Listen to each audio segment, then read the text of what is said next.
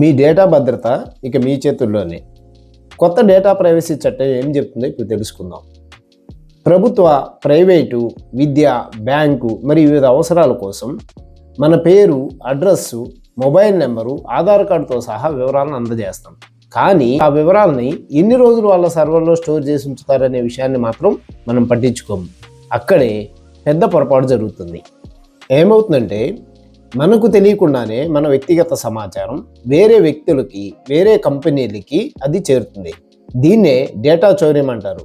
దీనివల్లనే మనకి తెలియని వ్యక్తుల నుంచి మెసేజ్లు, ఫోన్ కాల్స్ రావటం, మన బ్యాంక్ అకౌంట్స్ ఖాళీ అవ్వటం, అంతేకాకుండా మన భూమికి సంబంధించిన వివరాలు వేరే వాళ్ళ పేరుతో ట్యాంపరింగ్ అవ్వటం జరుగుతుంది.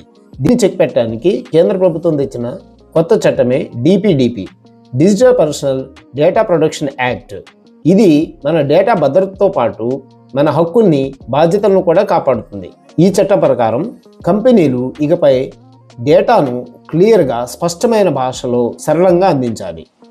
అంతేకాకుండా ఈ డేటాను ఎవరిస్తున్నారు, ఎందుకు ఇస్తున్నారు, ఎంతకాలం సర్వర్లో స్టోర్ చేసి ఉంచుతారో ఆ సంబంధిత వ్యక్తికి ఖచ్చితంగా తెలియజేయాల్సిన అవసరం ఉంది. వారు ఆ పర్మిషన్ని ఎప్పుడైనా రద్దు చేసుకొని అవసరమైతే కంప్లైంట్ చేసే సౌలభ్యాన్ని కూడా కల్పించింది. కంపెనీలు ఈ నిబంధనలు కనుక ఉల్లంఘించినట్టయితే 250 కోట్ల మేరకు జరిమానా విధించవచ్చు. అన్నిటికన్నా ముఖ్యంగా 18 సంవత్సరాల లోపల వారు జరిపే ఎటువంటి లావాదేవీలకైనా సరే తల్లిదండ్రుల అనుమతి కంపల్సరీ చేసింది. ఇకపై మీ డేటా దుర్వినియోగం కాకుండా ఉండేందుకు సూచనలు తప్పనిసరిగా చదివి పర్మిషన్ ఇవ్వండి. ఇది మీ డిజిటల్ జీవితానికి ఒక ముందడుగు అని మర్చిపోకండి.